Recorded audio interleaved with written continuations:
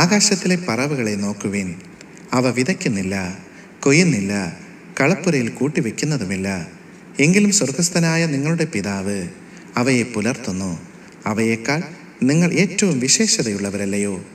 വിചാരപ്പെടുന്നതിനാൽ തൻ്റെ നീളത്തോട് ഒരു മുഴം കൂട്ടുവാൻ നിങ്ങളിൽ ആർക്ക് കഴിയും?